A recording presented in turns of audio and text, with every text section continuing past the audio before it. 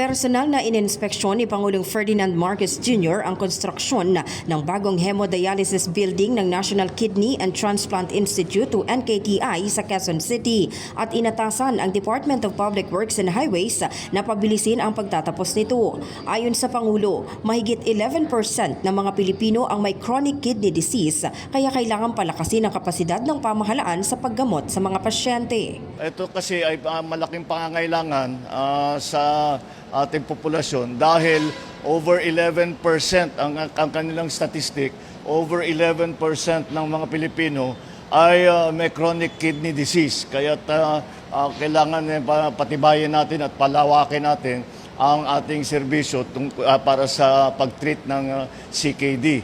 At ito ay magiging, pagka natapos na ito, ito ang magiging pinakamalaking dialysis center sa Southeast Asia. Kapag natapos ang 13 palapag na gusali ay magkakaroon ng 200 state-of-the-art dialysis machines, malasakit center, operating rooms, pharmacy at training facilities para sa mga healthcare professionals. Bukod sa bagong pasilidad, sinabi rin ng Pangulo na pinalawak na ng PhilHealth ang benepisyo para sa mga pasyenteng may CKD. Bukod sa pasilidad nito, may pinapalawak pa rin natin ang suporta at ang mga benepisyo para sa mga CKD patients.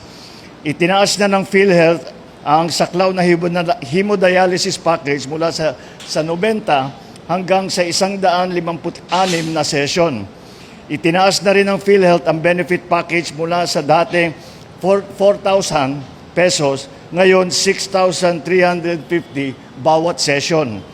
Tumaas na rin ang rate ng Z-benefit package para sa peritoneal dialysis na kasalukuyan ng aabot mula sa 389,640 pesos hanggang sa 500,140 kada taon para sa mga adults.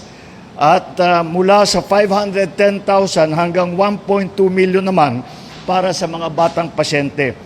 Idinagdag pa ng Presidente na meron ng 904 accredited dialysis centers sa buong bansa upang mas maraming pasyente ang makakuha ng kinakailangang gamutan.